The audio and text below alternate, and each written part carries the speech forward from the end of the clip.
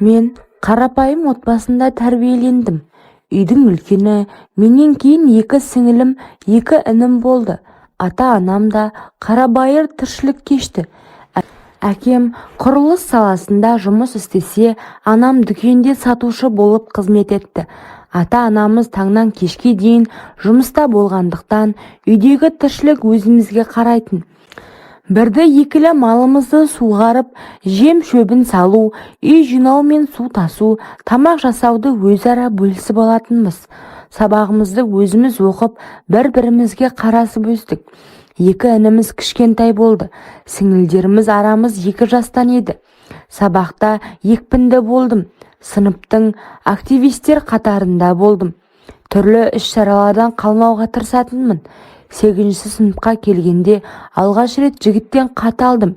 Ол өз сыныптасым Берік болатын. Сыныптың атаманы өзі әдеміше келген. Бойшаң жігіт қыздардың бәріне ұнайтын.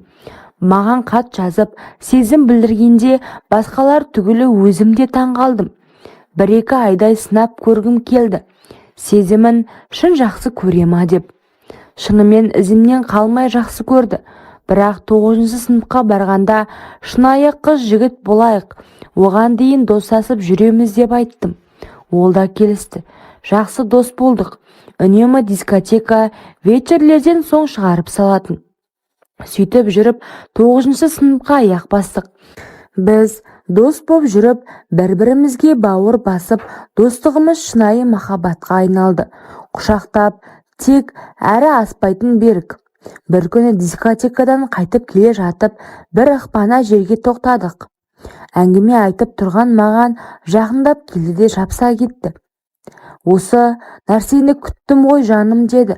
Алғаш рет ұнаған екеумізге әрі қызық, әрі тәтті нәрсе болды. Екеуміздің деміміз жиілеп, бір құшаққа айнала бастадық. Ол жаймен мойнымнан ұстады. Үстімнен мұң құмырсқа жыбырлап өткендей болды. Оның қылықтарын қызық көріп, қайдан үйреніп жүрсің дедім. Ол ағамның телефонында жаман видеолар көп. Содан көрдім деді ентігіп. Бір уақытта ол маған мына жеріңнен сүйейінші деді. Қойшы, ұяламын дедім. Ұялмашы, сен менікісің ғой, кейін екеуміз үйленеміз ғой деп кофтамды ашты. Мен мұндайды бірінші рет бастан кешкендіктен күшті сезім тұла бойымды шарлап барады. Дауысым шыға бастады. Ол бір уақытта жерге жатайықшы деді. Шошып кетіп болмайды деп едім. Ештеңе істемеймін, тек сыртынан көремін деді. Жерге олимпикасын төсеп, мені жатқызды. Осылайша қалай беріліп қойғанымды білмей қалдым. Қалтасынан қағаз алып сүртті де орнымнан тұрғызды. Сөйтіп үйге қайттық. Одан кейін біздің кездесуіміз жиілей бастады. Анам түнгі смендерге кеткенде әкемде жиі болмайтын. Бауырларымның тамағын беріп, жатқызып, Берікпен кездесуге шығатынмын. Бірде сарайдың, бірде моншаның ішіне барып жүрдік. Ол болса сыртынан жасағанға мәз. Маған да онымен болған ұнайды. Кейде салса екен дейтінмін. Бірақ абыройынан айырылып қаламын деп қорқатынмыз. Екеуміз 1 жылдай солай жасап жүрдік. 10-шы сыныпқа аяқ басқанда Берік мектеп бітіре сала үйленейік, оқуға бірге кетеміз ғой. Ақыры үйреністік қой, мен сенікін алайын деп қоймады. Мен кейінге ысырып оңаша үйде болармыз дедім. Іздегенге сұраған.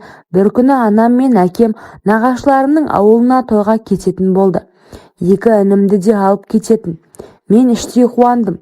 Олар кеткен соң кешкі уақытта малдарды жайлап, тамақты ертерек істеп, 3 қыз ішіп алдық. Сөйтіп сіңілдеріме ерте ұйықтайық деп жаттық. Алдында сарай ішіне кілем төсеп, көрпе жайып қойғанмын. Берікпен де сөйлесіп қойдым. Сіңілдерім ұйықтап қалған соң түнгі 12-де Берік келді. Үйдің сыртын құлыптап, сарай ішіне кіріп іліп алдық. Берікке айттым, бірінші жаман нәрсе көріп алайықшы деп. Екеуміз бірге болып неше түрлісін көріп тастадық. Осылайша ол мені қыздық күнімнен айырды. Біздің махаббат майданымыз жалғаса берді. Тек көтеріп қалмауға тырыстым. Жасырынып талай кездесіп жүрдік. Сөйтіп жүріп мектепті де аяқтадық. Жоғары оқу орнына тапсырып, мен оқуға грантпен түстім. Жігітім түсе алмайды. Сөйтіп ақылы оқуға түсем деп жүргенде оның әкесі қайтыс болды. Мектеп бітіріп үйленеміз деген ойымыз іске аспады. Мен Қарағандыға оқуға кеттім.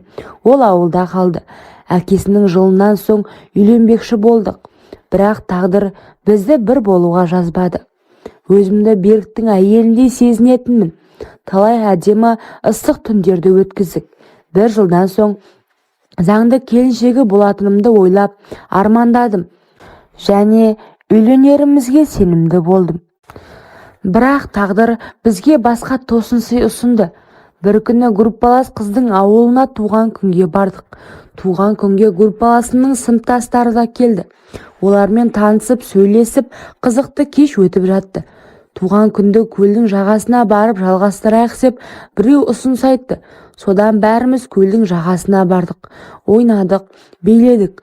Қайтар уақытта біреусі, қыздар, машинамен жеткізіп тастайын, келіңдер деді. Ойымызда ештеңе жоқ. Улап-шулап 3 қыз міндік. Машинаның алдында бір жігіт отырды. Олар ауылға кірді де группаласының үйіне емес басқа көшеге түсті. Сөйтіп шарбағы ашық бір үйдің алдына тоқтады да күте тұрыңдар деді. Үйден жаулық алған 3-4 адам шықты да машинаның есігін ашып, қайсысы деді. Ештеңе түсінбей бір-бірімізге жалт қарадық. Жігіттер ортадағы деп мені көрсетті.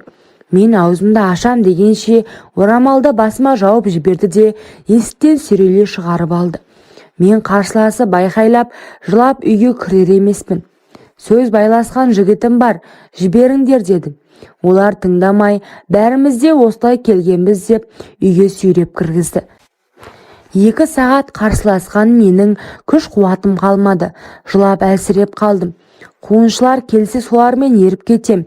Егер Берік естісе, мені ап кетер деп ойладым. Бірақ Берік келмеді. Маған бақыт тілеп хат жазыпты. Содан кейін өмірімде түк мән мағына қалмағандай сезіндім. Тойдың қалай болып, қалай өткені есімде жоқ. Есі ауып қалған адамдай тұр десе тұрып, отыр десе отырып жүре беріппін. Күйеуімнің қандай екенін неке түні болатын кезде көрдім. Түрі қап-қара, бойы сәл менен кішілеу жуас жігіт екен. Ауырып тұрмын деп теріс қарап жатып қалдым. Ол да үндемей жатып қалды. Күйеуім ақылы бар жігіт боп шықты. Қашан мен дайын болғанша күтті. Қасыма 1 ай жолатпай, 1 айдан соң түрін аяп, тағдырыма көніп, бірге болуға көндім.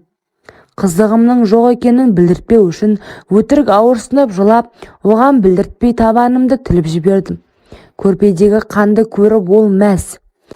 Бірақ онымен болған күн маған ұнамады. Арғы жағы да кішкентай, өзі сияқты. Берік тікіндей болмады. Айырылып кетейін десем, ел жұрттан ұяламын. Әке-шешемді абыройсыздыққа ұшыратқым келмейді. Оқуымды сырттайға ауыстырып алдық. Күйеуімнің табысы бәріне жеткілікті. Үй, машинамыз бар, бірақ сәби жоқ. Үйленгенімізге 2 жыл болса да әлі көтермедім. Мүмкін қанағаттанбағандықтан шығар. Күйеуімнің мінезі маған жақсы. Маған әрқашан қамқор, қалағанымды әперіп отыр. Бірақ менде оған деген махаббат жоқ. Жақында ауылға барып қайттым. Берікті көрдім бетпе-бет. Ол да үйленген. 2 баласы бар екен. Кейін естідім. Менімен жүргенде көрші ауылдың қызына барып, оны 2 қабат етіп қойыпты. Ол қыз алмасаң соттатамын деп қорқытқан екен. Сондықтан мені алып кетуге келе алмапты. Оның жүзінен бақытты көре алмадым. Етегімді ең алғаш көтерген сол еді. Түрін көріп қатты сағынғанымды түсіндім. Оның ыстық құшағын сағындым, аңсадым. Амал қанша, ішімнен жылап, тынып ауылыма қайттым.